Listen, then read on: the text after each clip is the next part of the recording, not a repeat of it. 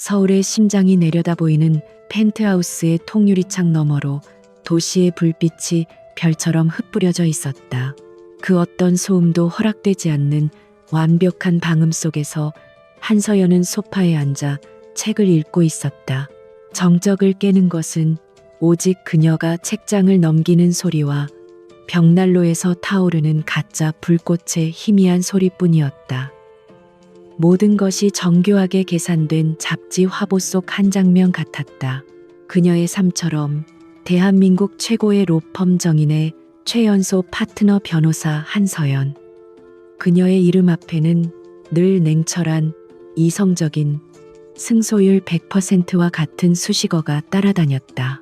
법정 안에서 그녀는 감정을 드러내는 법이 없었고 오직 논리와 증거로 상대를 압도했다.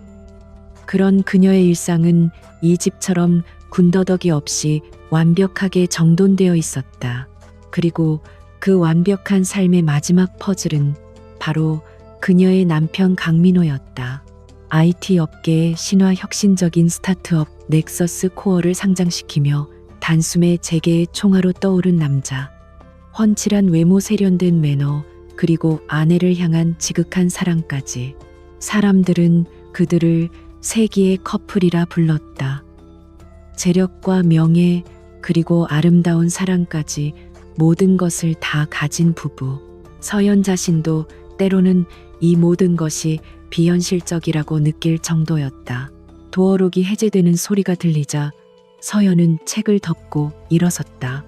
현관으로 들어서는 민호의 얼굴에는 옅은 피로감이 서려 있었지만 서연을 보자 금세 다정한 미소로 바뀌었다. 많이 늦었네. 저녁은 간단히 먹었어. 중요한 미팅이 길어져서. 우리 서연 변호사님은 오늘 재판 잘 끝냈고. 민호는 자연스럽게 다가와 그녀의 이마에 입을 맞추며 코트 자켓을 벗었다. 은은한 향수와 그의 채취가 섞여 서연의 코끝을 스쳤다. 언제나처럼 안정감을 주는 향이었다. 당연하지. 내가 누구인데. 서연이 가볍게 웃으며 그의 넥타이를 풀어주었다. 익숙하고도 편안한 매일 밤 반복되는 그들만의 의식이었다. 피곤해 보여. 먼저 씻어. 따뜻한 차라도 준비해 놓을게. 역시 당신밖에 없어. 민호는 고맙다는 듯 그녀의 뺨을 부드럽게 감싸쥐고는 침실로 향했다. 서연은 그의 뒷모습을 잠시 바라보다가 부엌으로 향했다. 캐모마일 티를 준비하는 그녀의 손길은 여전히 우아하고 침착했다. 하지만 그녀의 마음속 깊은 곳에서는 아주 미세한 균열이 일어나고 있었다. 너무나 완벽해서 오히려 불안한 유리성 같은 삶. 아주 작은 충격에도 산산조각 날 것 같은 위태로움이 언젠가부터 그녀를 짓누르고 있었다. 민호가 샤워를 하는 동안 서연은 거실에 벗어둔 그의 자켓과 서류 가방을 정리하려 했다. 평소의 민호라면 결코 서류 가방을 거실 한복판에 아무렇게나 두지 않을 터였다. 그는 서연만큼이나 철두철미하고 깔끔한 성격의 소유자였다. 오늘따라 유난히 피곤했나 보네. 서연은 대수롭지 않게 생각하며 가방을 들었다. 그런데 평소와 달리 가방의 잠금 장치가 제대로 잠겨 있지 않았다. 살짝 벌어진 틈으로 서류철 하나가 비죽 튀어나와 있었다. 직업적 본능이었을까? 아니면 그저 흐트러진 것을 바로잡으려는 깔끔한 성격 때문이었을까? 서연은 무심코 서류철을 다시 가방 안으로 밀어 넣으려 했다. 그 순간 그녀의 눈에 서류철 옆면에 인쇄된 글자가 들어왔다. 세란 종합병원 산부인과. 심장이 쿵하고 내려앉는 것 같았다.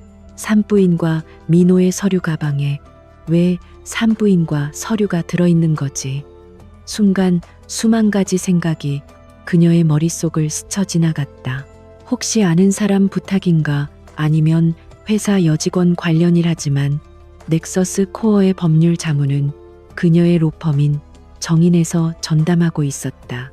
회사와 관련된 일이라면 그녀가 모를 리 없었다. 손끝이 차가워지는 것을 느끼며 서연은 망설였다. 남편의 가방을 몰래 열어보는 것은 그녀의 원칙에 어긋나는 일이었다. 신뢰는 부부관계의 가장 기본이니까. 하지만 산부인과라는 세 글자가 만들어내는 불길한 예감이 그녀의 이성을 마비시켰다. 그녀는 마른 입술을 혀로 축이며 떨리는 손으로 서류철을 조심스럽게 꺼내 들었다. 서류철의 표지에는 아무것도 적혀 있지 않았다. 그녀는 깊게 숨을 들이마신 후 조심스럽게 첫 장을 넘겼다. 입퇴원 확인서였다. 환자의 이름이 적힌 칸을 확인한 순간 서연은 숨을 멈췄다. 환자명 윤소희, 모르는 이름이었다. 그녀의 기억 속 어디에도 존재하지 않는 이름. 서연은 혹시나 하는 마음에 다시 한번 이름을 확인했다. 윤소희. 낯선 이름이 막막에 밝혀 떨어지지 않았다. 그녀는 계속해서 다음 창을 넘겼다. 그리고 마주한 내용에 온몸의 피가 차갑게 식는 것을 느꼈다. 진단서에는 정상분만이라고 적혀 있었다. 그리고 그 아래 출생아 정보란이 있었다. 성별 남, 출생일시 2025년 9월 10일, 불과 며칠 전이었다. 서연은 애써 침착함을 유지하며 마지막 서류로 시선을 옮겼다. 그것은 출생신고서 양식의 견본이었다. 어머니의 이름은 당연하게도 윤소희로 기재되어 있었다. 그리고 아버지의 이름 보호자 정보란을 확인한 순간 서연의 세상이 무너져 내렸다. 보호자 강민호. 그녀의 남편 이름 석자가 너무나도 선명하게 인쇄되어 있었다. 아, 그녀의 입에서 자신도 모르게 탄식이 흘러나왔다. 손에 들린 서류가 천근만근처럼 무겁게 느껴졌다. 머릿속이 하얗게 비어버린 듯 아무런 생각도 할 수 없었다. 귀에서는 윙하는 이명만이 울려 퍼졌다. 이게 대체 무슨 상황이지? 강민호와 윤소희, 그리고 갓 태어난 아기. 남편에게 다른 여자가 있었다. 그리고 그 여자 사이에서 아이까지 태어났다. 너무나 단순하고 명료한 사실이었지만 서연은 도저히 믿을 수가 없었다. 지난 몇 년간 자신에게 보여주었던 민호의 사랑과 다정함은 모두 무엇이었단 말인가. 완벽하다고 믿었던 그들의 결혼 생활은 전부 거짓이었나. 분노와 배신감, 슬픔이 한꺼번에 몰아쳐 그녀의 심장을 난도질했다. 당장이라도 욕실 문을 박차고 들어가 그의 멱살을 잡고 소리치고 싶었다. 이게 다 뭐냐고, 윤소희가 누구냐고, 이야기는 당신 아이냐고 묻고 싶었다. 하지만 그녀는 한서연이었다. 감정에 휩쓸려 상황을 망치는 어리석은 짓은 하지 않는 최고의 변호사. 그녀의 떨리던 손이 거짓말처럼 멈췄다. 차갑게 식었던 피가 다시 머리로 쏠리며 이성이 감정을 억누르기 시작했다.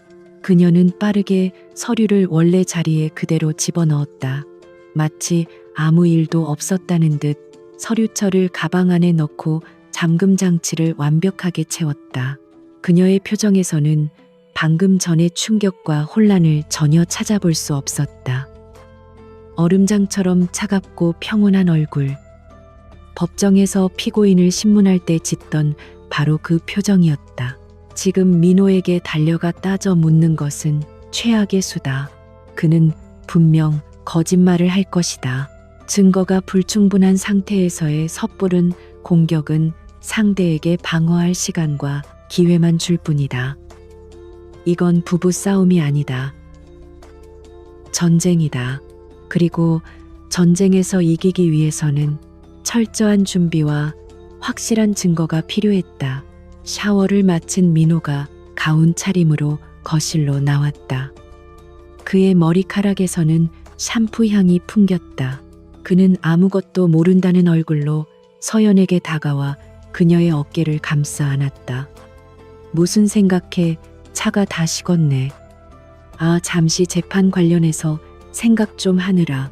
서연은 너무나도 자연스럽게 거짓말을 하며 그의 품에 살짝 기댔다. 방금 전까지 자신의 세상을 송두리째 뒤흔든 남자의 품이었다. 역겨움이 치밀어 올랐지만 그녀는 완벽하게 숨겼다. 심장이 깨질 듯이 뛰었지만 그녀의 호흡은 흐트러짐 하나 없었다. 역시 우리 와이프는 일벌레야. 너무 무리하지 마. 오늘은 이만 들어가서 쉴까? 그래야겠어. 좀 피곤하네. 민호는 그녀를 이끌고 침실로 향했다. 서연은 그의 손에 이끌려가면서 거실 테이블 위에 놓인 그의 서류 가방을 힐끗 쳐다보았다. 저 안에 자신의 삶을 배신한 증거가 들어있었다. 그날 밤 서연은 민호의 품에 안겨 눈을 감았다. 그의 고른 숨소리를 들으며 그녀는 잠든 척했다. 매일 밤 안식을 주었던 그의 심장 소리가 오늘따라 소름 끼치도록 역겹게 들렸다. 사랑한다고 속삭이던 그의 입술 다정하게 자신을 쓰다듬던 그의 손길. 모든 것이 위선이고 기만이었다. 분노가 불처럼 타올랐다가 차가운 얼음처럼 식기를 반복했다. 눈물이 쏟아질 것 같았지만 그녀는 입술을 꽉 깨물고 참아냈다. 지금은 울 때가 아니었다. 감상에 젖어 있을 시간도 없었다. 그녀는 머릿속으로 앞으로 해야 할 일들을 차례대로 정리하기 시작했다. 첫째, 윤소희라는 여자에 대해 알아봐야 한다. 그녀가 누구인지, 어떤 사람인지. 둘째, 남편 강민호의 최근 행적을 파악해야 한다. 그의 회사 생활, 개인적인 약속들. 셋째, 모든 증거를 완벽하게 수집해야 한다. 서류, 사진 녹취. 그 무엇이든. 민호가 깊이 잠든 것을 확인한 서연은 조심스럽게 침대에서 빠져나왔다. 그녀는 서재로 들어가 문을 조용히 닫았다. 그리고 책상에 앉아 휴대폰을 들었다.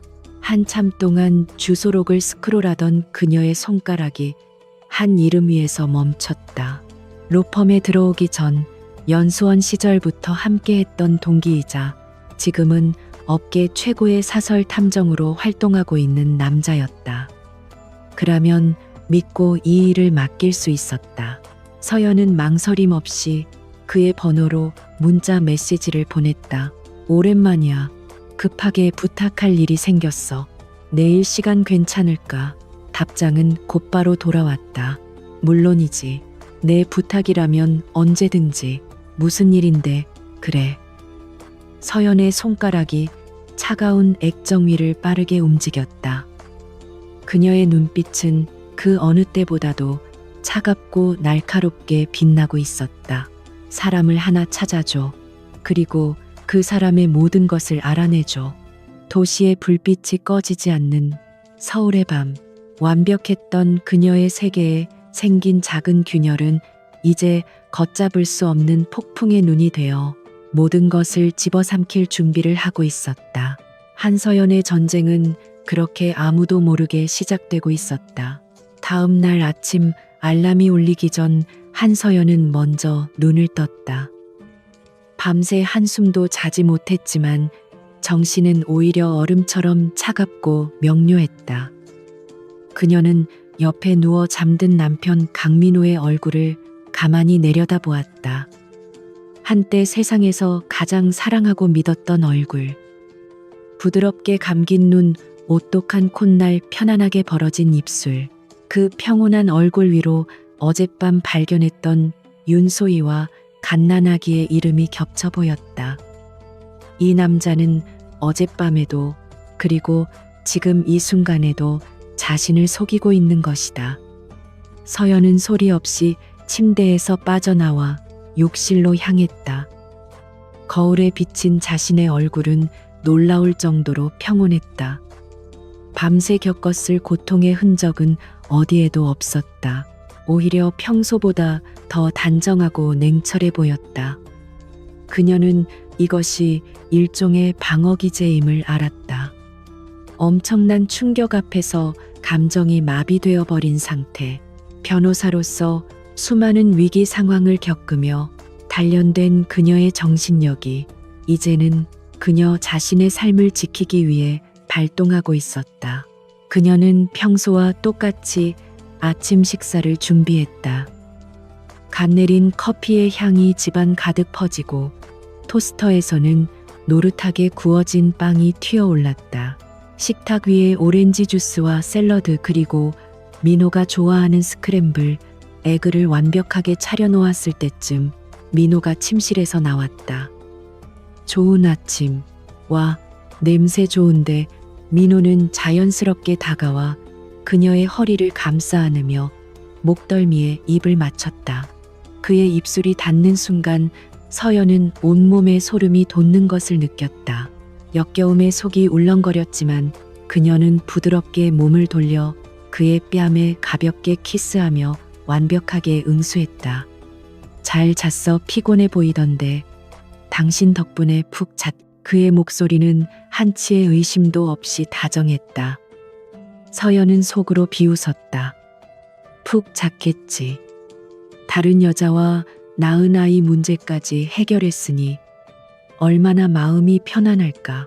식사를 하는 내내 민호는 어제 있었던 미팅 이야기, 새로 추진하는 프로젝트에 대해 신나게 떠들었다. 서연은 훌륭한 청중이 되어 주었다. 적절한 순간에 고개를 끄덕이고 감탄사를 내뱉고 날카로운 질문을 던지기도 했다. 그녀의 머릿속에서는 그의 모든 말들이 분석되고 있었다. 그의 알리바이, 그의 감정, 그의 거짓말. 참 주말에 장인어른, 장모님 찾아뵐까? 요즘 통 못 뵌 것 같아서. 민호가 샐러드를 입에 넣으며 말했다. 서연의 부모님에게까지 살갑게 구는 그의 모습은 완벽한 사위 그 자체였다. 이 남자의 연기는 대체 어디까지일까? 서연은 미소를 지으며 대답했다. 좋은 생각이야. 아빠가 당신 보고 싶어 하셨어. 그 순간 서연의 머릿속으로 과거의 기억들이 파편처럼 스쳐 지나갔다. 돌이켜보면 이상한 점들은 분명히 있었다. 무심코 지나쳤던 사소한 일들이 이제 와서는 하나하나 의미심장한 단서가 되어 그녀의 심장을 찔렀다. 석 달 전 그가 갑작스럽게 부산으로 1박 2일 출장을 다녀온다고 했을 때 중요한 투자건이라며 서연의 동행도 거절했었다. 지금 생각해보니 윤소희라는 여자의 임신과 관련된 일이었을지도 모른다. 2달 전 그의 신용카드 명세서에 찍혔던 강남의 고급 산후조리원 결제 내역. 회사 후배 아내의 선물이라며 웃어 넘겼지만 결제 금액이 선물이라고 하기에는 너무나 컸다. 그리고 최근 들어 부쩍 잦아진 밤늦은 회의와 주말 출근. 그는 회사의 명운이 걸린 프로젝트 때문이라고 했지만 어쩌면 그 시간들은 윤소희와 태어날 아이를 위해 쓰였을 것이다. 가장 결정적인 것은 한 달 전쯤 서재에서 몰래 통화하던 그의 모습이었다. 서연이 들어서는 것을 보고 황급히 전화를 끊으며 당황하던 표정. 그는 민감한 인수합병 건이라 어쩔 수 없었다고 변명했었다. 그때 조금이라도 의심했더라면. 아니, 의심할 수조차 없었다. 그만큼 강민호는 완벽한 남편이었고 그들의 관계는 견고하다고 믿었으니까. 자신이 얼마나 어리석고 순진했는지 깨닫자 헛웃음이 나왔다. 사랑이라는 이름 아래 그녀는 기꺼이 눈을 감고 귀를 막았던 것이다. 왜 그래? 무슨 생각하는데? 웃음이 나와 민호의 질문에 서연은 현실로 돌아왔다. 아니야. 그냥 당신이 내 남편이라서 참 다행이다 싶어서. 그녀는 세상에서 가장 행복한 아내의 얼굴로 그를 바라보았다. 민호는 만족스러운 미소를 지으며 그녀의 손을 부드럽게 잡았다. 그의 따뜻한 손길이 뱀처럼 차갑게 느껴졌다. 그날 오후 서연은 로펌에 반차를 냈다. 그리고 약속 장소인 인사동의 한적한 찻집으로 향했다. 삐걱거리는 나무 계단을 올라 2층으로 들어서자 창가 자리에 익숙한 뒷모습이 보였다. 늦었네 한 변호사. 박지훈이 돌아보며 씩 웃었다. 날카로운 눈매와 다부진 체격. 사설 탐정이라는 직업과는 어울리지 않게 그는 평범한 회사원처럼 보였다. 하지만 서연은 알고 있었다. 평범한 외모 속에 숨겨진 그의 비범한 능력을. 차가 많이 막혔어. 기다렸어. 내 부탁인데 이 정도쯤이야. 지훈은 따뜻한 대추차를 건넸다. 서연은 말없이 찻잔을 들어 한 모금 마셨다. 지훈은 그녀를 재촉하지 않고 조용히 기다려 주었다. 그는 서연의 표정만 보고도 보통 일이 아님을 직감한 듯했다. 한참의 침묵 끝에 서연이 입을 열었다. 사람을 찾아줘. 그리고 그 사람에 대한 모든 걸 알아내줘. 그녀의 목소리는 낮고 차분했지만 그 안에는 강철 같은 단호함이 서려 있었다. 그녀는 가방에서 미리 준비해 온 서류 봉투를 꺼내 지훈에게 건넸다. 이름은 윤소희. 나이는 20대 후반으로 추정. 최근 강남 세란 종합병원에서 아이를 출산했어. 지훈은 봉투를 열어 내용물을 확인했다. 서연이 밤새 기억을 더듬어 적어 내려간 정보들이었다.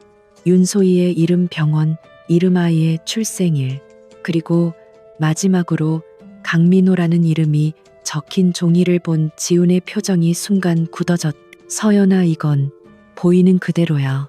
내 남편 강민호가 그 아이의 보호자로 되어 있어. 서연은 담담하게 말했다. 마치 남의 이야기를 하듯 건조한 어투였다. 지훈은 더 이상 묻지 않았다. 지금 그녀에게 필요한 것은 동정이나 위로가 아니라는 것을 잘 알기 때문이었다. 뭘 원해, 어디까지 알아봐 줄까? 모든 것.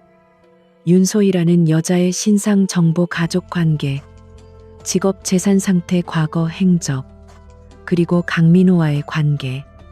언제 어디서 어떻게 만났는지, 어떤 관계인지.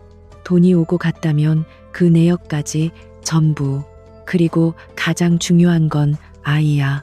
서연의 눈빛이 칼날처럼 날카로워졌다. 그 아이가 정말 강민호의 친자인지 확인해야겠어. 필요하다면 유전자 검사 증거까지 확보해줘. 할 수 있지, 물론이지. 하지만 시간이 좀 걸릴 거야. 그리고 비용도 만만치 않을 거고, 무엇보다 아주 위험한 작업이 될 수도 있어. 강민호 대표 보통 인물이 아니잖아. 시간 비용은 얼마가 걸려도 상관없어. 보안이 최우선이야. 이 일은 너와 나 단둘만 알아야 해. 내 그림자까지도 속여야 할 만큼 완벽하게. 지훈은 말없이 고개를 끄덕였다. 그는 서연의 눈에서 결심을 읽었다. 한번 마음먹으면 절대 뒤돌아보지 않는 그녀의 성격을 누구보다 잘 알았다. 알았어. 맡겨줘. 일주일 안에 중간보고 해줄게. 고마워, 지훈아. 그제야 서연의 얼굴에 희미한 긴장감이 풀렸다. 혼자서는 감당하기 힘들었던 무거운 짐을 조금이나마 내려놓은 기분이었다. 찻집을 나와 집으로 돌아오는 길, 서연은 차창 밖으로 스쳐 지나가는 풍경들을 멍하니 바라보았다. 행복해 보이는 연인들, 아이의 손을 잡고 가는 부부. 불과 이틀 전까지만 해도 그것은 자신의 모습일 수 있었다. 하지만 이제 그 모든 것은 신기루처럼 사라져버렸다. 집에 도착하자 현관에는 민호의 구두가 놓여 있었다. 생각보다 일찍 퇴근한 모양이었다. 거실로 들어서자 소파에 앉아있던 민호가 그녀를 보며 환하게 웃었다. 왔어. 오늘 일찍 끝났네. 그의 옆 테이블에는 그녀가 좋아하는 케이크와 작은 꽃다발이 놓여 있었다. 당신 좋아하는 딸기 케이크 사왔어. 요즘 계속 바빠서 데이트도 제대로 못한 것 같아서. 다정함이 뚝뚝 묻어나는 목소리, 완벽한 남편의 모습. 서연은 그를 보며 생각했다. 이 남자는 과연 어느 정도의 진심과 거짓을 섞어 자신을 대하고 있는 걸까? 그녀의 마음을 흔들기 위한 계산된 행동일까? 아니면 정말 미안한 마음의 발로일까? 혹은 이 모든 것이 그저 습관일 뿐일까? 서연은 천천히 그에게 다가가 그의 앞에 섰다. 그리고 그의 목을 끌어안았다. 민호는 잠시 놀란 듯했지만 이내 그녀의 등을 부드럽게 감싸 안았다. 서연은 그의 어깨에 얼굴을 묻은 채 눈을 감았다. 그의 심장 소리가 귓가에 울렸다. 규칙적이고 강한 박동. 하지만 그 소리는 더 이상 그녀에게 안정감을 주지 못했다. 강민호, 당신의 가면을 내가 직접 벗겨줄게. 당신이 쌓아 올린 완벽한 성이 얼마나 허무하게 무너져 내리는지 똑똑히 보게 될 거야. 그녀의 완벽한 연기는 이제 막 이막을 올리고 있었다. 진실이 밝혀지고 심판의 막이 내리는 그날까지 그녀는 세상에서 가장 사랑스러운 아내의 가면을 결코 벗지 않을 터였다. 일주일이라는 시간은 지옥처럼 길었다. 한서연은 매일같이 가면을 쓰고 살았다. 강민호의 앞에서 완벽한 아내를 연기하고 로펌에서는 냉철한 변호사로 돌아왔다. 밤이 되면 잠 못 이루는 고통 속에서 홀로 수많은 시나리오를 그렸다. 지우기를 반복했다. 그녀의 삶은 이제 완벽하게 두 개로 쪼개졌다. 무대 위에서의 삶과 무대 뒤에서의 삶. 기다리는 동안 그녀는 가만히 있지 않았다. 밤마다 서재에 틀어박혀 강민호와 자신의 공동 명의로 된 모든 금융기록과 부동산 계약서, 보험 증서들을 샅샅이 훑었다. 변호사로서의 능력을 총동원해 합법적인 경로로 접근할 수 있는 넥서스 코어의 공시 자료와 재무제표까지 분석했다. 하지만 강민호는 꼬리를 잡힐 만한 실수를 저지르지 않았다. 모든 것이 겉보기에는 흠잡을 데 없이 완벽했다. 그는 마치 자신의 범죄를 숨기는데 익숙한 상습범처럼 치밀했다. 일주일째 되던 날 오후 마침내 박지훈에게서 연락이 왔다. 결과가 나왔습니다. 짧은 문자 메시지였지만 서연은 그 안에 담긴 무게감을 느낄 수 있었다. 그들은 통화조차 조심하며 미리 약속해둔 암호 같은 문자로 접선 장소를 정했다. 그녀가 가끔 비밀 유지가 필요한 VIP 의뢰인과 상담할 때 사용하는 서울 외곽의 조용한 오피스텔이었다. 약속 장소에 먼저 도착한 서연은 창밖을 보며 초조하게 지훈을 기다렸다. 마침내 초인종이 울리고 문을 열자 평소보다 한층 더 굳은 표정의 지훈이 서 있었다. 자료는 서연이 단도직입적으로 묻자 지훈은 말없이 두툼한 서류철을 꺼내 테이블 위에 올려놓았다. 일단 앉아서 봐. 생각보다 내용이 좀 복잡해. 서연은 마른 침을 삼키며 서류철의 첫 장을 넘겼다. 가장 먼저 눈에 들어온 것은 윤소희라는 여자의 증명사진과 신상 정보였다. 윤소희 27세, 본적 강원도, 현주소 서울시 마포구, 오피스텔. 사진 속 윤소희는 앳되고 청순한 인상이었지만 어딘지 모르게 그늘진 눈빛을 하고 있었다. 서연은 자신의 남편이 이런 어린 여자와 바람이 났다는 사실에 다시금 속이 뒤틀리는 것을 느꼈다. 가족 관계는 4살 때 교통사고로 부모님 모두 사망, 이후 보육원에서 자랐어. 유일한 혈육으로는 남동생이 하나 있는데 만성 신부전증으로 몇 년째 투석 중이야. 병원비가 만만치 않게 들어가는 모양이야. 지훈의 설명에 서연의 미간이 좁혀졌다. 고아, 병든 남동생, 전형적인 약자의 조건이었다. 강민호가 이런 여자를 골라 돈으로 유혹한 것일까? 분노와 함께 알 수 없는 씁쓸함이 밀려왔다. 직업은 넥서스 코어 마케팅팀 사원. 2년 전 공채로 입사했어. 회사 내 평판은 조용하고 눈에 띄지 않는 편이야. 동료들과 깊게 어울리지도 않고 그냥 자기 일만 묵묵히 하는 스타일. 강민호 대표와 사적인 관계로 보일 만한 정황은 회사 내에서는 전혀 포착되지 않았어. 그럼 어디서 만난 거지? 그건 아직 파악 중이야. 하지만 더 중요한 걸 알아냈어. 지훈은 서류철에 다음 페이지를 가리켰다. 그곳에는 은행 거래 내역서가 첨부되어 있었다. 윤소희 명의의 주거래 은행 계좌였다. 작년 10월부터 매달 25일이 되면 정확히 2천만 원씩 이 계좌로 입금됐어. 1년 동안 총 2억 4천만 원. 그리고 아이를 출산한 직후인 닷새 전 성공 보수 명목인지 3억 원이 추가로 입금됐고, 누가 보낸 건데 강민호 이름으로 보낸 게 아니야. 블루오션 인베스트라는 유령 회사 명의로 입금됐어. 유령 회사. 서연의 눈빛이 날카로워졌다. 단순한 불륜 관계의 남녀가 생활비를 주고받는 수준이 아니었다. 이것은 철저하게 계획된 거래였다. 블루오션 인베스트 추적해봤어. 물론 페이퍼 컴퍼니야. 서류상 대표는 대포폰을 쓰는 노숙자 명의로 되어 있고 자금 출처를 추적하는데 꽤 애를 먹었어. 하지만 결국 찾아냈지. 지훈은 마지막 페이지를 넘겨 자금 흐름도를 보여주었다. 여러 단계를 거쳐 복잡하게 얽힌 자금의 흐름. 그 끝은 넥서스 코어의 한 자회사를 가리키고 있었다.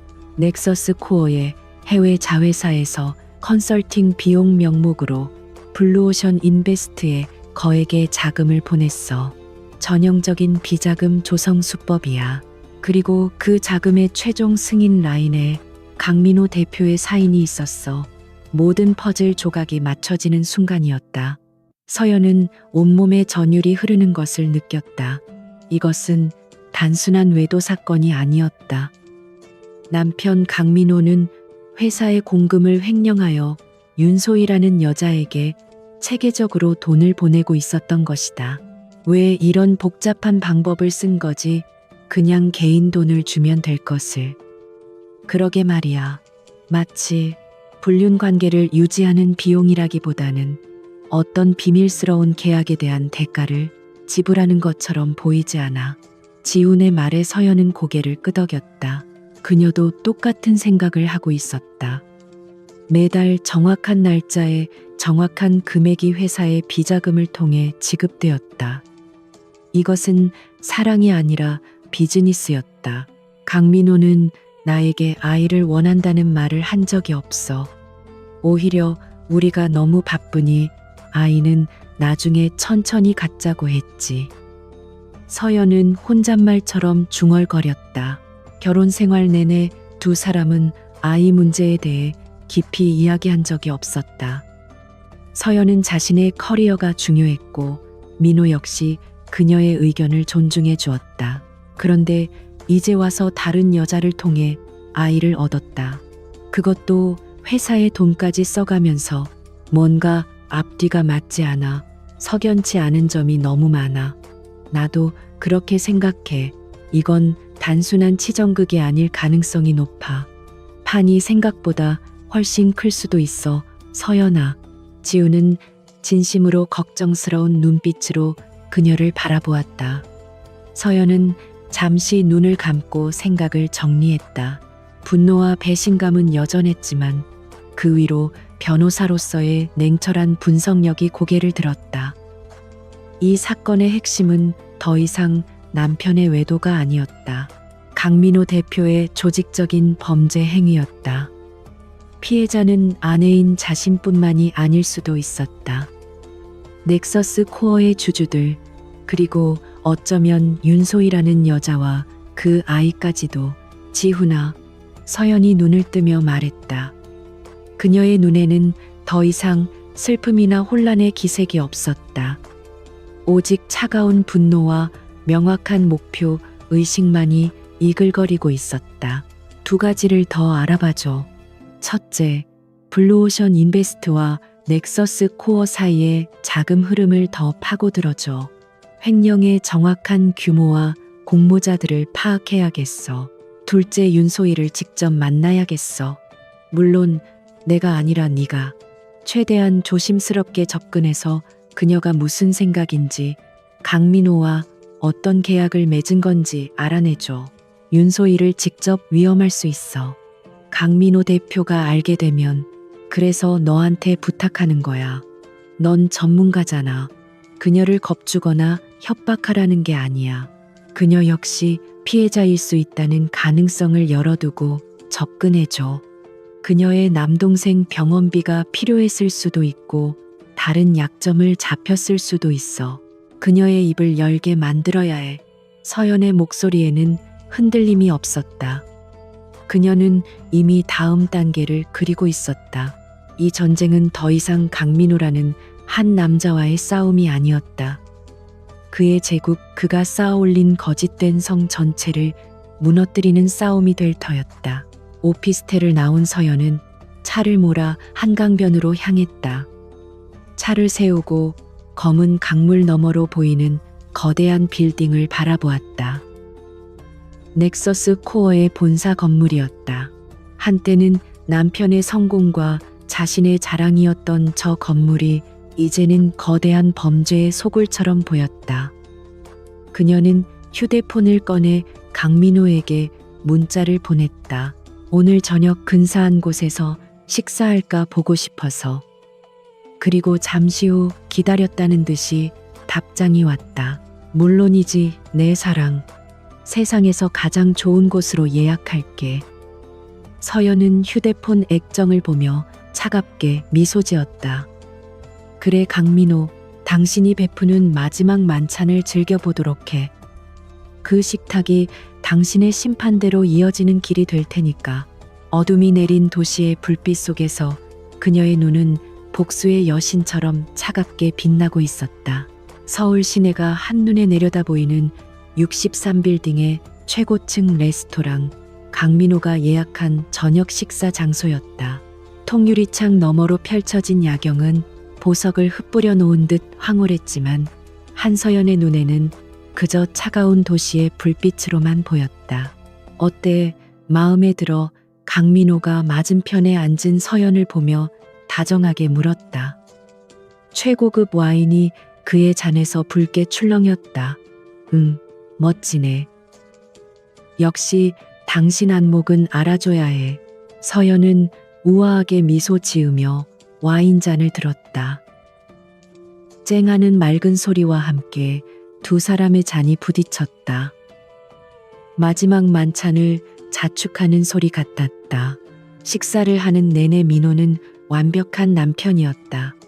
그는 서연이 좋아하는 음식들을 세심하게 챙겨주었고 재치 있는 농담으로 분위기를 부드럽게 만들었다. 그는 최근에 인수한 해외 기업의 비전에 대해 열정적으로 이야기했고 그 이야기를 듣는 서연의 눈빛을 사랑스럽게 바라보았다.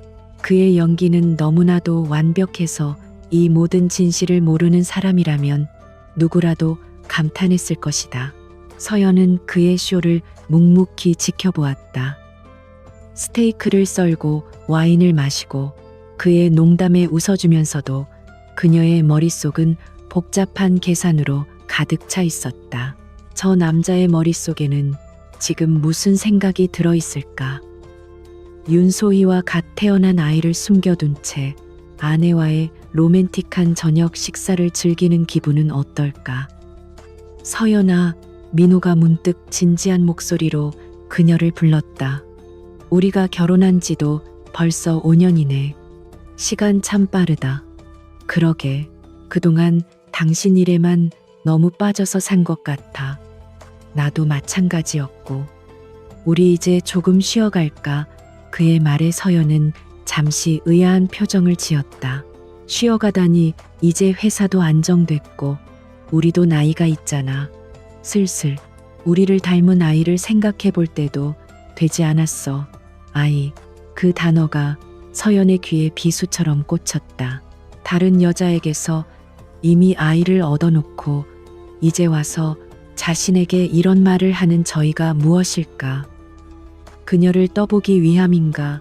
아니면 또 다른 거대한 계획의 일부인가? 서연은 순간 치밀어 오르는 분노를 억누르고 최대한 평온한 목소리로 대답했다. 갑자기 무슨 소리야? 당신은 아이 천천히 갖자며 생각이 좀 바뀌었어. 당신처럼 똑똑하고 예쁜 딸이면 정말 좋겠는데. 그는 서연의 손 위로 자신의 손을 포겠다. 그의 따뜻한 체온이 느껴졌지만 서연은 마치 얼음에 닿은 듯 소름이 돋았다. 그녀는 그의 눈을 똑바로 쳐다보았다. 그의 눈동자 속에는 그 어떤 거짓도 읽을 수 없었다. 오직 아내에 대한 사랑과 미래에 대한 기대로 가득 찬 남자의 얼굴만이 있을 뿐이었다. 그는 진심으로 말하고 있었다. 그리고 바로 그 점이 서연을 더욱더 소름 끼치게 만들었다. 같은 시각 마포구의 한 낡은 오피스텔 앞, 박지훈은 차 안에서 담배 연기를 길게 내뿜으며 건물을 올려다보고 있었다. 며칠간의 잠복 끝에 윤소희의 거처를 알아냈고 그녀의 생활 패턴까지 파악했다. 그녀는 갓난아이가 있어서인지 거의 외출을 하지 않았다. 생필품은 모두 온라인으로 주문했고 가끔 창백한 얼굴로 창밖을 내려다보는 모습만 몇 번 포착되었을 뿐이다. 지훈은 준비해온 서류 봉투를 다시 한번 확인하고 차에서 내렸다. 서연의 말처럼 그는 윤소희를 협박하거나 겁줄 생각이 없었다. 오히려 그는 그녀의 조력자가 될 생각이었다. 병든 남동생 고아 출신, 그리고 세상 물정 모르는 27의 여자. 강민호 같은 노예한 족제비에게 걸려들기 딱 좋은 먹잇감이었다. 지훈은 오피스텔의 초인종을 눌렀다. 한참 뒤 인터폰 너머로 경계심 가득한 여자의 목소리가 들려왔다. 누구세요? 윤소희 씨 되십니까? 윤지환 군 관련해서 드릴 말씀이 있어서 왔습니다. 윤소희의 유일한 약점, 남동생의 이름을 꺼내자 인터폰 너머로 숨을 삼키는 소리가 들렸다. 잠시 정적이 흐른 뒤 철컥하고 문이 열렸다. 문틈으로 고개를 내민 윤소희의 얼굴은 서류에서 본 사진보다 훨씬 더 창백하고 불안해 보였다. 누구신데 제 동생 이름을... 일단 들어가서 이야기하죠. 밖에서 할 이야기는 아닌 것 같아서. 지훈은 경찰 배지를 슬쩍 보여주는 대신 자신이 운영하는 심부름 센터의 명함을 건넸다. 민간조사원이라는 직함이 오히려 그녀의 경계심을 누그러뜨릴 것이라 판단했다. 윤소희의 집은 작고 어두웠다. 아기 울음소리 대신 희미한 분유 냄새와 소독약 냄새가 섞여 있었다. 거실 한쪽에는 아기 침대가 놓여 있었지만 어찌된 일인지 아기는 보이지 않았다. 아기는 어디 있습니까? 지훈의 질문에 윤소희의 어깨가 움찔 떨렸다. 입주 도우미 아주머니가 데리고 산책 나갔어요. 그녀의 목소리는 모기 소리처럼 기어들어갔다. 지훈은 더 이상 묻지 않고 본론으로 들어갔다. 윤지환 군 병원비 앞으로 어떻게 감당하실 겁니까? 내 강민호 대표가 언제까지 뒤를 봐줄 거라고 생각하십니까? 그 사람 당신이 생각하는 것처럼 좋은 사람 아닙니다. 이용 가치가 떨어지면 언제든 당신을 버릴 수 있는 사람이라고요. 지훈의 직설적인 말에 윤소희의 얼굴이 하얗게 질렸다. 그녀는 무어라 반박하려 했지만 입술만 달싹일 뿐 아무 말도 하지 못했다. 지훈은 그녀가 흔들리고 있음을 직감하고 회유책을 썼다. 나는 당신을 도우러 왔습니다. 윤소희 씨, 당신과 당신 동생, 그리고 저 방에 있어야 할 아이까지 모두를 구할 수도 있는 기회를 주러 온 겁니다. 그러니 솔직하게 말해줘요. 강민호 대표와 무슨 계약을 한 겁니까? 아이는 정말 강 대표 아이가 맞습니까? 윤소희의 눈동자가 파르르 떨렸다.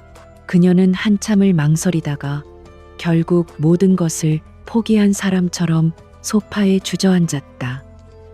그리고 그녀의 입에서 나온 이야기는 서연과 지훈이 상상했던 것 이상으로 충격적이었다. 아니에요. 그 아이, 강 대표님 아이 아니에요. 작게 흐느끼며 시작된 그녀의 고백은 거대한 음모의 실체를 드러내고 있었다. 윤소희는 강민호의 연인이 아니었다. 두 사람은 단 한 번도 육체적 관계를 가진 적이 없었다. 강민호는 1년 전 남동생의 병원비로 절박해하던 그녀에게 은밀하게 접근했다. 그는 자신의 아내가 임신을 할 수 없는 몸이라고 거짓말을 했다. 그리고 집안의 대를 이어야 한다는 압박 때문에 어쩔 수 없이 대리모를 구하고 있다고 했다. 하지만 그건 역시 거짓이었다. 그는 대리모를 통해 자신의 아이를 얻으려 한 것이 아니었다. 대표님은 아기를 구해오셨어요. 구해왔다고요? 네. 어디서 데려왔는지는 저도 몰라요. 그냥 태어난 지 얼마 안 된 남자 아기였어요. 저에게는 그 아이의 법적인 엄마 역할만 해달라고 하셨어요. 출생신고서에 제 이름을 올리고 아이가 좀 클 때까지 엄마인 척 연기만 해주면 동생 병원비는 물론이고 평생 먹고 살 돈을 주겠다고 약속하셨어요. 지훈은 입을 다물 수가 없었다. 대리모도 불륜도 아니었다. 이것은 아기 매매 명백한 불법 입양이었다. 강민호는 자신의 흔적을 남기지 않기 위해 서연의 동의를 구할 필요도 없는 완벽한 방법을 고안해낸 것이었다. 그는 윤소희를 엄마로 둔갑시켜 아기를 자신의 호적에 올린 뒤 적당한 시점에 윤소희에게서 양육권을 빼앗아 자신이 직접 아이를 키울 계획이었던 것이다. 서연에게는 이혼한 여자에게서 얻은 아이라거나 혹은 더 극단적인 방법으로 아이의 존재를 합리화시켰을 터였다. 왜 그런 짓을? 아내인 한서연 변호사와 정식으로 입양 절차를 밟으면 될 것을. 그건 사모님이 아이를 절대 원하지 않으신다고 자신의 커리어에 방해가 된다고 하셨대요. 그래서 대표님은 어쩔 수 없이 혼자서라도 대를 이을 후계자를 만들어야 한다고 그렇게 말씀하셨어요. 기가 막혔다. 강민호는 서연에게는 아이를 천천히 갖자고 말하고 윤소희에게는 서연이 아이를 원하지 않는다고 거짓말을 했다. 양쪽 모두를 완벽하게 속이며 자신의 추악한 욕망을 채우기 위한 판을 짜고 있었던 것이다. 지훈은 윤소희에게서 계약서 사본과 그동안 강민호와 주고받았던 메시지 통화 녹음 파일까지 모두 넘겨받았다. 그녀는 혹시 모를 상황에 대비해 모든 증거를 모아두고 있었다. 그녀 역시 강민호를 완전히 믿지 못했던 것이다. 모든 자료를 챙겨 나온 지훈은 곧바로 서연에게 연락했다. 서연은 레스토랑에서 나오자마자 지훈이 알려준 장소로 차를 몰았다. 차 안에서 지훈의 보고를 듣는 내내 서연은 단 한마디도 하지 않았다. 그녀의 표정은 얼음처럼 굳어 있었다. 분노, 배신감, 슬픔 같은 감정들은 이미 지나간 지 오래였다. 이제 그녀의 마음을 채운 것은 인간이라는 존재에 대한 깊은 혐오와 저 괴물 같은 남자를 자신의 손으로 반드시 심판해야 한다는 차가운 사명감뿐이었다. 남편의 외도는 차라리 인간적이었다. 그러나 이것은 달랐다. 한 아이의 인생을 돈으로 사고 한 여자의 인생을 도구로 이용하고 아내의 인생을 완벽하게 기만했다. 이 모든 것을 오직 후계자라는 자신의 이기적인 욕심을 위해 저질렀다. 이것은 인간의 탈을 쓴 악마가 벌인 짓이었다. 알았어. 수고했어, 지훈아. 보고가 끝난 뒤 서연이 마침내 입을 열었다. 그녀의 목소리는 놀라울 정도로 차분했다. 이제 전쟁의 성격이 바뀌었어. 이건 더 이상 이혼 소송이 아니야. 형사 사건이야. 그녀의 눈이 어둠 속에서 번뜩였다. 강민호, 당신은 이제 내 남편이 아니야. 내가 법정에 세워야 할 파렴치한 범죄자일 뿐이야. 차가 다시 도시의 불빛 속으로 미끄러져 들어갔다. 이제 그녀가 돌아갈 곳은 더 이상 강민호와 함께 사는 집이 아니었다. 이 거대한 범죄를 심판할 법정을 향한 외롭고도 치열한 전쟁터였다. 강민호와의 지옥 같은 저녁 식사 이후 한서연은 더 이상 집으로 돌아가지 않았다. 물론 육체는 매일 밤 그가 기다리는 펜트하우스로 향했지만 그녀의 영혼과 정신은 박지훈과 만났던 외곽의 오피스텔 그녀만의 전쟁 지휘소에 머물렀다. 그곳은 이제 그녀의 진짜 집이자 복수를 계획하는 성역이 되었다. 오피스텔의 넓은 테이블 위에는 거대한 퍼즐처럼 증거 자료들이 펼쳐져 있었다. 윤소희의 진술서, 강민호와의 계약서 사본, 유령회사, 블루오션 인베스트의 자금 흐름도, 넥서스 코어의 내부 회계 자료, 강민호의 최근 1년간의 통화 및 동선 기록까지 박지훈이 물어온 자료들과 서연 자신이 변호사로서의 권한과 인맥을 총동원해 긁어모은 정보들이었다. 배신감에 몸부림치던 아내의 모습은 온데간데 없었다. 테이블 앞에 선 한서연은 오직 사건의 실체적 진실을 파고드는 냉철한 법률가였다. 그녀는 밤을 새워가며 자료들을 분석하고 법률 조항들을 검토하며 강민호의 숨통을 끊어놓을 가장 효과적인 방법을 설계했다. 계획은 세 갈래로 간다. 며칠 후 추가 자료를 들고 온 지훈 앞에서 서연이 입을 열었다. 그녀의 목소리는 낮았지만 강한 확신에 차 있었다. 첫 번째는 이혼 소송. 이건 표면적인 공격이야. 세상 사람들에게는 그저 성격 차이로 인한 파경으로 보이게 할 거야.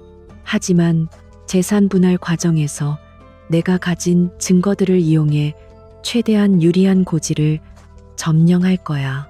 그가 가진 모든 것을 빼앗지는 못하더라도 경제적으로 심각한 타격을 입혀야 해.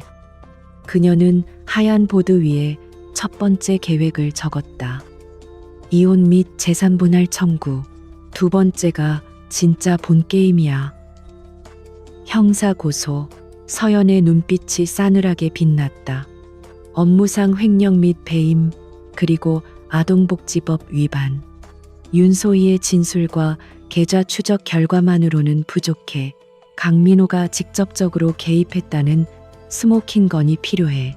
넥서스 코어 재무팀 내에 분명 공모자가 있을 거야. 그자를 찾아내서 증인으로 확보해야 해. 그리고 가장 중요한 것, 그 아이의 출처. 서연은 잠시 말을 멈추고 지훈을 바라보았다. 그 아이 어디서 온 건지 알아내야겠어. 이건 내 복수심과는 별개의 문제야. 만약 불법적인 아기 매매 조직이 연관되어 있다면 또 다른 피해자가 있을 수 있어. 아이의 친모가 누구인지, 어떤 상황에 처해 있는지 알아봐줘. 이건 한 아이의 인생이 걸린 문제니까. 그녀의 말에는 단순한 복수를 넘어선 정의를 실현하겠다는 굳은 의지가 담겨 있었다. 지훈은 말없이 고개를 끄덕였다. 마지막 세 번째 공격. 서연은 보드에 기업 공격이라고 썼다. 강민호가 가장 두려워하는 건 돈이나 자유를 잃는 것보다 그가 평생 쌓아 올린 성공의 탑이 무너지는 걸 거야. 그의 명예, 그의 평판. 넥서스 코어의 CEO라는 타이틀. 이 모든 걸 한 번에 날려버릴 거야. 우리가 가진 증거들을 정리해서 넥서스 코어 이사회와 대주주, 그리고 언론사의 익명으로 제보할 거야. 타이밍이 가장 중요해. 형사고소와 동시에 터뜨려서 그가 손쓸 틈도 없이 무너지게 만들어야 해. 세 갈래의 완벽한 공격 계획. 이혼 소송으로 그의 사생활을 형사고소로 그의 자유를, 그리고 기업 공격으로 그의 사회적 생명을 모두 올가매는 거대한 그물이었다. 지훈은 서연의 치밀함에 혀를 내둘렀다. 그녀는 이미 변호사가 아니라 한 군대를 지휘하는 장수와도 같았다. 그날부터 그들의 움직임은 더욱 은밀하고 신속해졌다. 지훈은 넥서스 코어 재무팀 주변을 맴돌며 내부 조력자를 물색했고 동시에 불법 입양 브로커들의 뒷조사를 시작했다. 서연은 윤소희를 안전가옥으로 옮기도록 조치했다. 혹시 모를 강민호의 위협으로부터 그녀를 보호하고 안정적인 상태에서 증언을 확보하기 위함이었다. 서연은 윤소희에게 법적인 보호와 감형을 약속하며 그녀를 설득했고 결국 윤소희는 강민호의 범죄를 입증할 결정적인 증거들을 모두 넘겨주기로 약속했다. 한편 펜트하우스의 공기는 날이 갈수록 살얼음판처럼 차가워졌다. 강민호는 서연의 미세한 변화를 감지하기 시작했다. 그녀는 눈에 띄게 말이 줄었고 서재에서 밤을 새우는 날이 잦아졌다. 잠자리에서도 그녀는 피곤하다는 핑계로 그를 피했다. 무슨 일 있어? 요즘 당신 꼭 다른 사람 같아. 어느 날 밤 민호가 걱정스러운 얼굴로 물었다. 그의 눈에는 여전히 아내를 걱정하는 남편의 애정이 담겨 있었다. 그 위선적인 모습에 서연은 구역질이 났지만 완벽한 포커페이스를 유지했다. 요즘 좀 까다로운 기업 소송을 맡아서 그래. 신경 쓸 게 많아서 미안해. 신경 쓰게 해서. 에이, 우리 서연 변호사님 능력이면 그런 건 며칠이면 해결하잖아. 너무 무리하지 마. 당신 건강이 제일 중요해. 그는 서연의 어깨를 주무르며 따뜻하게 위로했다. 서연은 그의 손길을 피하지 않으며 가만히 눈을 감았다. 그의 머릿속에는 오직 자신의 계획에 차질이 생길까봐 걱정하는 마음뿐이라는 것을 그녀는 너무나도 잘 알았다. 그의 오만함은 여전했다. 그는 아내가 자신의 거대한 비밀을 눈치챘으리라고는 꿈에도 생각하지 못하고 있었다. 그는 한서연을 그저 자신이 통제할 수 있는 아름답고 유능하지만 결국은 아내라는 테두리 안에 갇힌 존재로만 보고 있었다. 그리고 그 오만함이 그의 발목을 잡게 될 터였다. 결전의 날이 다가오고 있었다. 마침내 지훈에게서 결정적인 연락이 왔다. 그가 넥서스 코어 재무팀의 한 과장을 설득하는 데 성공한 것이다. 그 과장은 강민호의 지시로 비자금을 조성하고 관리하는 실무자였고 자신의 죄가 드러날 것을 두려워한 나머지 모든 것을 자백하고 증거 자료를 넘기기로 약속했다. 그리고 또 하나의 충격적인 사실. 아이의 출처도 밝혀졌다. 아이는 미혼모 시설에서 태어난 아기였다. 브로커는 생활고에 시달리는 어린 미혼모에게 접근해 거액의 돈을 주고 아이를 샀고 병원 기록까지 조작해 윤소희가 직접 낳은 아이처럼 꾸몄던 것이다. 다행히 아이의 친모는 아직 브로커의 감시 아래 있었고 지훈은 그녀를 구출할 계획까지 세워두었다. 모든 준비는 끝났다. 서연은 전쟁 지휘소의 테이블 위에 최종적으로 정리된 소송 서류와 고소장 그리고 익명의 제보 자료들을 올려놓았다. 수십 장의 서류 뭉치는 강민호의 죄악을 기록한 판결문이나 다름없었다. 그녀는 창가에 서서 도시의 야경을 내려다보았다. 불과 몇 주 전 이 모든 것을 잃었다고 생각하며 절망했던 바로 그 풍경이었다. 하지만 그녀는 아무것도 잃지 않았다. 오히려 모든 것을 되찾고 있었다. 거짓된 행복 대신, 진실을 기만적인 사랑 대신 자기 자신을. 서연은 휴대폰을 들어 누군가에게 전화를 걸었다. 나야. 내일 오전에 로펌으로 와줘. 이혼 서류에 도장 찍어야지. 그녀의 목소리는 지독할 정도로 평온했다. 전화를 끄는 그녀는 지훈에게 짧은 문자 메시지를 보냈다. 계획대로 진행해. 폭풍이 몰려오기 직전의 고요함. 강민호 제국의 화려한 성은 이제 곧 시작될 거대한 폭풍우 속에서 처참하게 무너져 내릴 운명이었다. 심판의 시간은 바로 내일이었다. 다음 날 오전 십시로펌 정인의 가장 크고 위압적인 회의실. 거대한 마호가니 테이블 한가운데에 한서연이 홀로 앉아 있었다. 그녀의 앞에는 단 2장의 서류 이혼 합의서만이 놓여 있었다. 평소와 다름없는 단정한 정장 차림이었지만 그녀의 주변 공기는 얼음장처럼 차가웠다. 회의실 문이 열리고 강민호가 들어섰다. 그의 얼굴에는 옅은 수심과 피곤함이 서려 있었지만 여전히 흐트러짐 없는 완벽한 모습이었다. 그는 이 상황이 그저 부부 사이의 사소한 다툼이 길어진 결과라고 적당한 수준의 위자료로 깨끗하게 정리할 수 있는 문제라고 믿고 있는 듯했다. 이렇게까지 해야겠어. 우리 사이에 법정까지 들먹이면서 민호는 서연의 맞은편에 앉으며 씁쓸하게 말했다.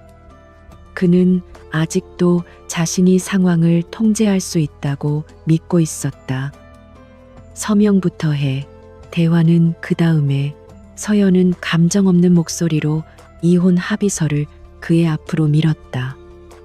민호는 어깨를 으쓱하며 서류를 집어들었다. 하지만 내용을 확인하는 순간 그의 표정이 딱딱하게 굳어졌다. 이게 뭐야? 장난의 공동명의 재산의 90%를 위자료로 지급하라고. 당신 미쳤어. 그는 서류를 테이블 위로 집어던지며 소리쳤다. 그의 신사적인 가면이 처음으로 벗겨지는 순간이었다. 당신 경력 단절에 대한 보상, 그리고 정신적 피해 보상금으로는 턱없이 부족한 금액이라고 생각하는데 말도 안 되는 소리. 법원에 가도 이렇게는 판결 안 나. 서연아, 우리 좋게 끝내자. 내가 부족했어. 미안해. 원하는 만큼 맞춰줄 테니 이건 너무하잖아. 그는 다시 한번 회유하는 말투로 돌아왔다. 돈으로 그녀를 달래고 이 상황을 최대한 빨리 마무리 짓고 싶어하는 기색이 역력했다. 바로 그때였다. 서연의 얼굴에서 아내로서의 마지막 표정이 완전히 사라졌다. 그녀의 자리에는 대한민국 최고의 변호사, 냉혹한 심판자의 얼굴만이 남아 있었다. 좋아, 강민호 씨. 그럼 지금부터 합리적인 근거를 하나씩 보여주도록 하지. 서연은 옆에 놓여 있던 태블릿 PC의 화면을 켰다. 그리고 테이블 중앙의 대형 스크린으로 화면을 연결했다. 가장 먼저 화면에 떠오른 것은 블루오션 인베스트라는 회사의 로고였다. 어디서 많이 본 이름이지 않아.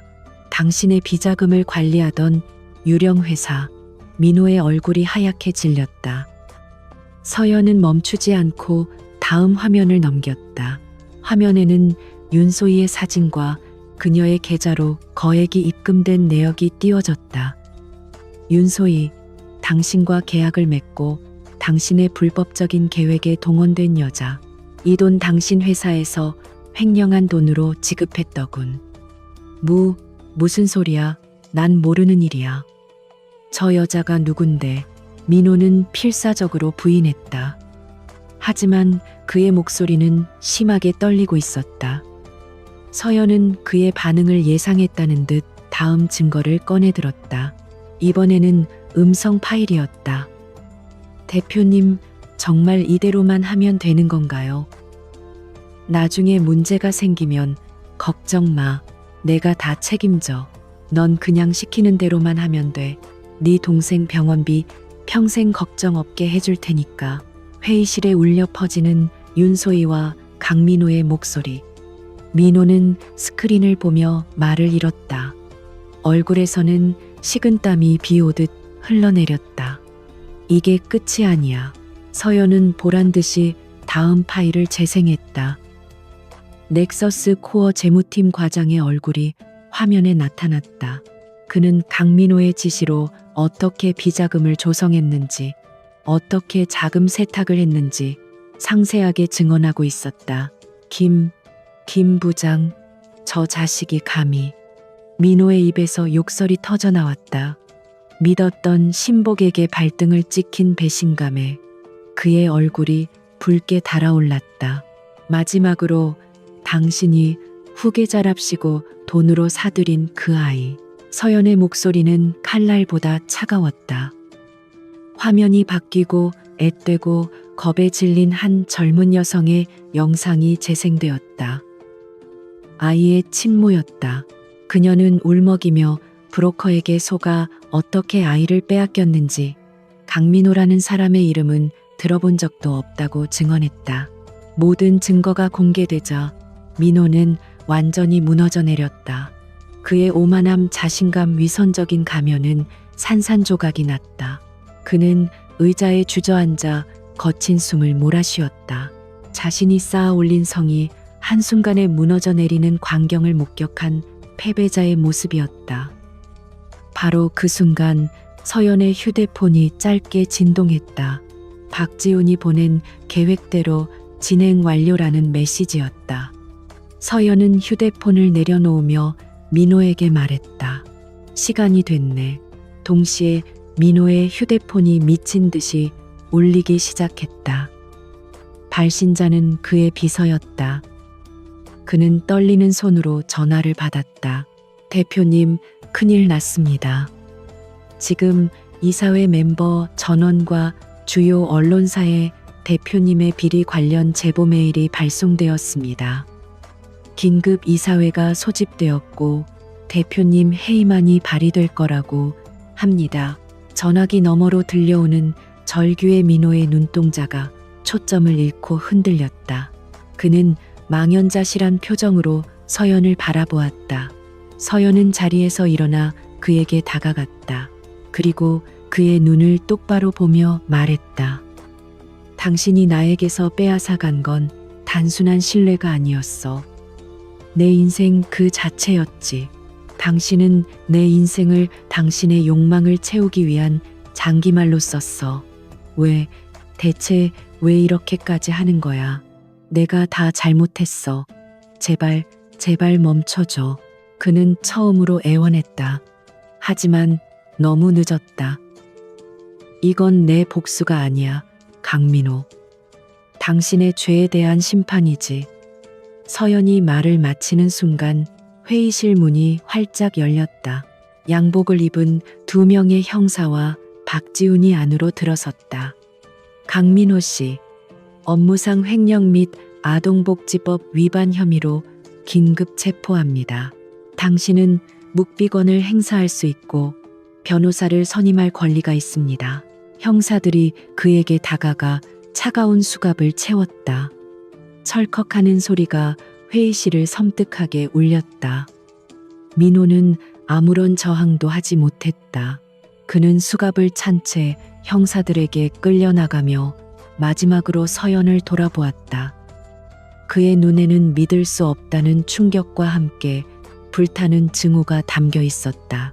서연은 그가 완전히 시야에서 사라질 때까지 미동도 없이 서 있었다. 문이 닫히고 모든 것이 끝난 후에야 그녀는 자신도 모르게 가늘게 떨리고 있는 손을 마주 잡았다.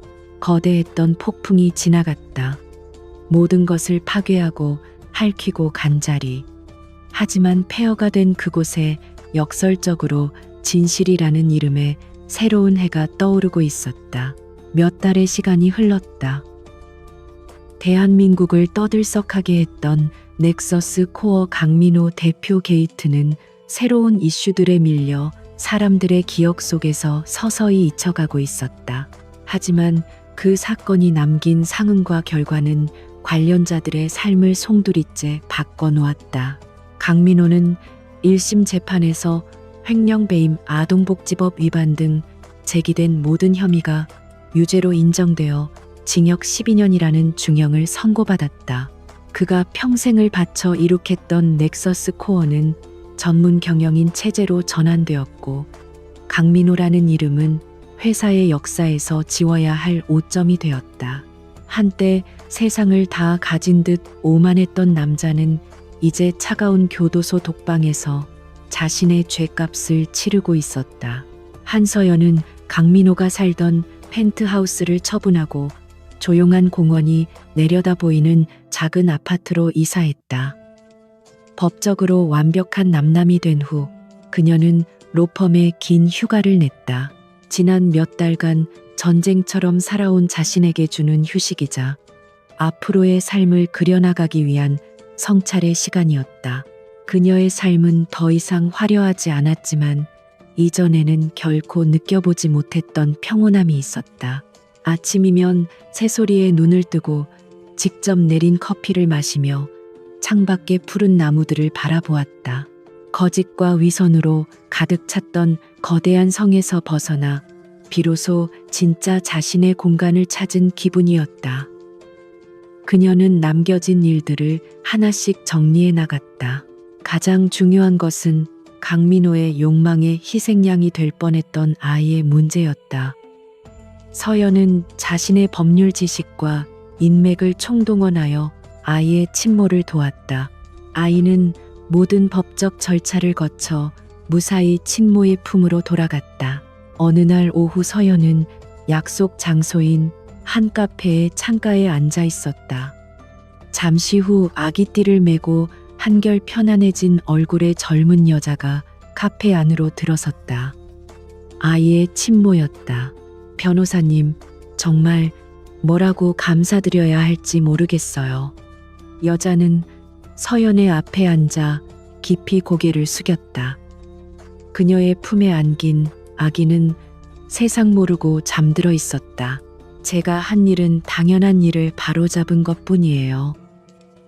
앞으로 아이와 함께 행복하게 지내세요. 도움이 필요하면 언제든 연락 주시고요. 서연은 따뜻하게 미소 지으며 미리 준비해둔 육아용품 상품권과 작은 손편지를 건넸다. 여자는 눈물을 글썽이며 몇 번이고 고맙다고 말했다. 카페를 나서는 모자의 뒷모습을 보며 서연은 가슴속을 채우는 따뜻한 감정을 느꼈다. 이것은 복수의 끝에서 느끼는 공허한 승리감이 아니었다. 망가졌던 것을 제자리로 돌려놓았을 때의 안도감, 진정한 의미의 정의를 실현했다는 충만함이었다. 윤소희는 수사에 적극 협조한 점과 강민호의 강압에 의해 범행에 가담한 점이 참작되어 집행유예를 선고받았다.